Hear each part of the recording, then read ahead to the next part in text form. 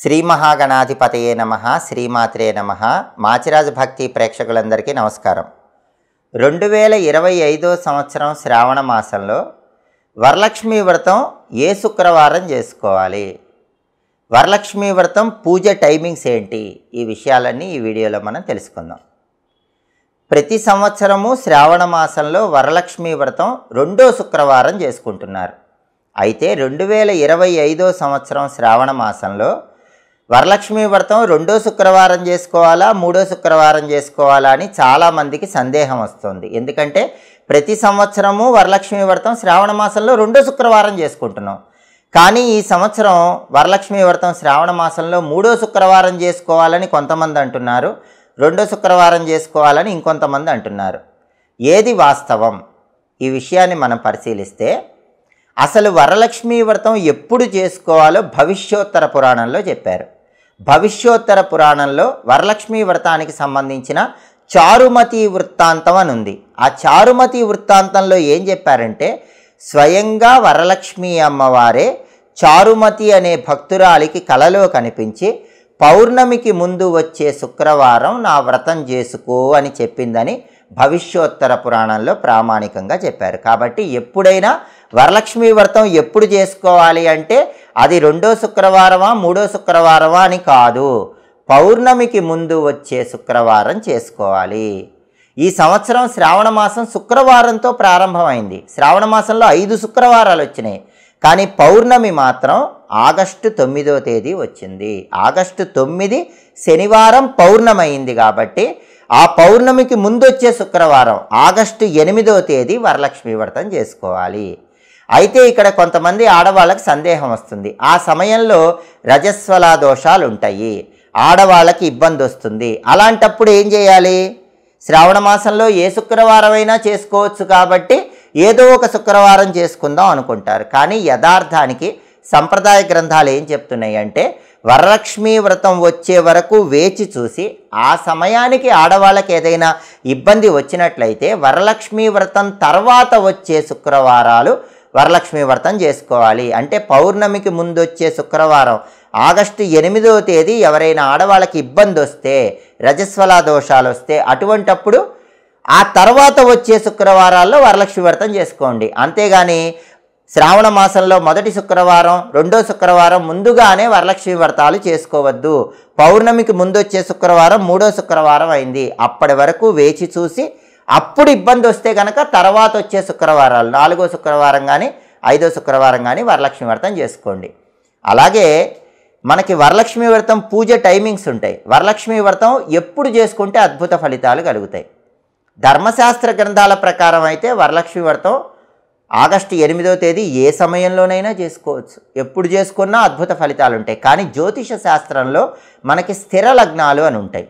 ఈ స్థిర లగ్నాల్లో పూజ చేసుకుంటే కనుక ఫలితం చాలా అద్భుతంగా ఉంటుంది. కాబట్టి 2025 ఆగస్టు 8 శుక్రవారం పౌర్ణమికి ముందు వచ్చే శుక్రవారం, ఆ రోజు స్థిర లగ్నం టైమింగ్స్ కనుక మనం పరిశీలించినట్లయితే స్థిర లగ్నము ఆ రోజు ఏ సమయాల్లో ఉంది అంటే, మొట్టమొదటి స్థిర లగ్నము సింహలగ్నము.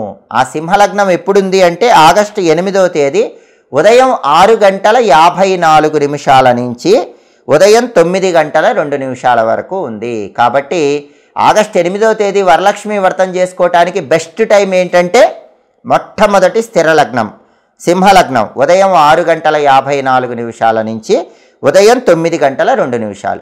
ఒకవేళ ఆ సమయంలో చేసుకోవటం వీలు కాలేదనుకోండి, ఆగస్టు 8వ తేదీ ఉన్నటువంటి తర్వాత స్థిర లగ్నం ఏంటంటే వృశ్చిక లగ్నం. ఆ వృశ్చిక లగ్నం ఎప్పుడుందంటే ఆగస్టు 8వ తేదీ మధ్యాహ్నం 1:19 నుంచి మధ్యాహ్నం 3:33 వరకు ఉంది. ఆ టైంలో అయినా చేసుకోవచ్చు. ఒకవేళ ఆ సమయం కూడా చేసుకోవటం వీలు కాలేదనుకోండి, తర్వాత స్థిర లగ్నం ఆగస్టు 8 ఎప్పుడుందంటే కుంభలగ్నం.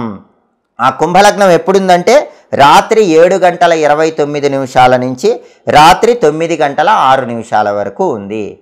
ఆ సమయం కూడా చేసుకోవటం వీలు కాకపోతే మనకి అర్ధరాత్రి సమయంలో కూడా ఒక స్థిర లగ్నం ఉంది.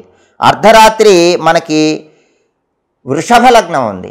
ఆ వృషభ లగ్నం ఎప్పుడు వచ్చిందంటే అర్ధరాత్రి మనకి 12 గంటల 25 నిమిషాలు అర్ధరాత్రి నుంచి అర్ధరాత్రి 2 గంటల 25 నిమిషాల వరకు ఉంది. కానీ అర్ధరాత్రి పూజలు మనం సహజంగా చేయం కదా, అర్ధరాత్రి నిశి పూజలు చేయం కాబట్టి ఈ ఆఖరి స్థిర లగ్నం అంటే వృషభ లగ్నాన్ని విడిచిపెట్టేయండి. ఆగస్టు 8వ తేదీ ఉన్నటువంటి 3 స్థిర లగ్నాలు అంటే సింహ లగ్నము, వృశ్చిక లగ్నము, కుంభలగ్నము, ఈ 3 లగ్నాల్లో ఏదో ఒక సమయంలో వరలక్ష్మి వ్రతం చేసుకుని అద్భుత ఫలితాలు పొందండి. ఇంకొకసారి స్థిర లగ్నం టైమింగ్స్, పూజ టైమింగ్స్ అందరూ జాగ్రత్తగా గమనించండి. ఆగస్టు 8వ తేదీ మొట్టమొదటి స్థిర లగ్నం టైమింగ్, సింహలగ్నం టైమింగ్ ఉదయం 6 గంటల 54 నిమిషాల నుంచి ఉదయం 9 గంటల 2 నిమిషాల వరకు. అది మీరు మిస్ అయిపోతే తర్వాతి స్థిర లగ్నం వృశ్చిక లగ్నం. ఈ వృశ్చిక లగ్నం టైమింగు మధ్యాహ్నం 1 గంట 19 నిమిషాల నుంచి మధ్యాహ్నం 3 గంటల 33 నిమిషాలు. అది కూడా మీరు మిస్ అయిపోయినట్లయితే తర్వాతి స్థిర లగ్నం కుంభలగ్నం. ఈ కుంభలగ్నం టైమింగ్ ఏంటంటే సాయంకాలం అంటే రాత్రి సమయంలో 7 గంటల 29 నిమిషాల నుంచి రాత్రి 9 గంటల 6 నిమిషాల వరకు. కాబట్టి వరలక్ష్మి వ్రతం రోజు వరలక్ష్మి వ్రతం ఏ టైంలోనైనా చేసుకోవచ్చు. కానీ అద్భుతమైన ఫలితాలు రావాలంటే మాత్రం జ్యోతిష శాస్త్రపరంగా సింహలగ్నము, వృశ్చిక లగ్నము, కుంభలగ్నము, ఈ 3 లగ్నాల్లో ఏదో ఒక లగ్నం ఉన్న సమయంలో వరలక్ష్మి వ్రతం చేసుకోండి. అందరూ కూడా ఆగస్టు 8 శుక్రవారం వరలక్ష్మి వ్రతం చేసుకోండి. ఆడవాళ్ళకి నెలసరి ఇబ్బందులు వస్తాయన్న అనుమానం ఉంటే ఆగస్టు 8 వరకు వేచి చూడండి. ఆ సమయానికి నెలసరి ఇబ్బంది వస్తే గనక ఆ తర్వాత వచ్చే శుక్రవారాలు అంటే 4వ శుక్రవారం కానీ 5వ శుక్రవారం కానీ 2025 శ్రావణ మాసంలో వరలక్ష్మి వ్రతం చేసుకోండి. అలాగే వరలక్ష్మి వ్రతం సందర్భంగా వాయినాలు ఇచ్చే ఆడవాళ్ళందరూ కూడా ముత్తైదువులకు వాయినం ఇచ్చేటప్పుడు తాంబూల వాయినంలో పసుపు, కుంకుమ, పూలు, పండ్లు, రవిక వస్త్రము ఉంచి తాంబూల వాయినం ఇవ్వాలి. అయితే తాంబూల వాయినం ఇచ్చేటప్పుడు చాలామంది ఆడవాళ్ళు చేసే తప్పేంటంటే ఒక్క పండు ఉంచి తాంబూల వాయినం ఇస్తూ ఉంటారు. అలా ఎప్పుడూ కూడా వరలక్ష్మి వ్రతంలో ఒకే ఒక్క పండు ఉంచి తాంబూల వాయినం ఇవ్వకండి. జంట పండ్లు ఉండాలి. మీరు ఏ పండ్లు పెట్టినా సరే 2 పండ్లు ఉండేలాగా చూసుకోండి. అప్పుడు ఆ తాంబూలం అనేటటువంటిది సంపూర్ణమైన శుభ ఫలితాలను కలిగింపజేస్తుంది.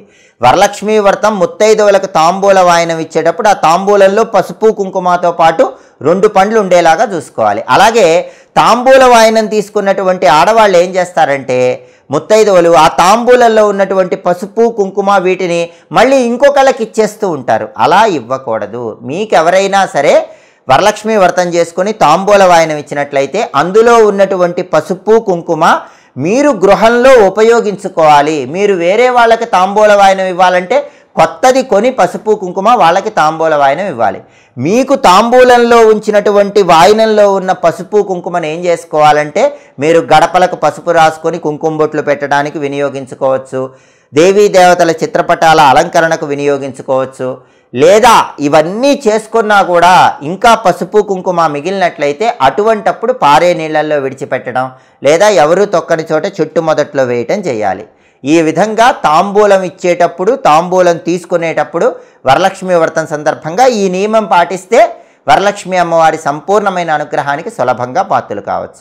అందరికీ కూడా వరలక్ష్మి అమ్మవారి సంపూర్ణమైన కరుణా కటాక్ష వీక్షణాలు కలగాలని కోరుకుంటూ ఎప్పటికప్పుడు పండుగల సందర్భంగా ఆచరించాల్సిన ముఖ్యమైన విధి విధానాల గురించి తెలుసుకోవాలనుకుంటే మాచిరాజు భక్తి ఛానల్ తప్పకుండా చూడండి. మా వీడియోస్ మీకు నచ్చినట్లయితే మా ఛానల్ లైక్ చేయండి, కామెంట్ చేయండి. మా ఛానల్ వీడియోస్ 10 మంది మిత్రులకు షేర్ చేయండి.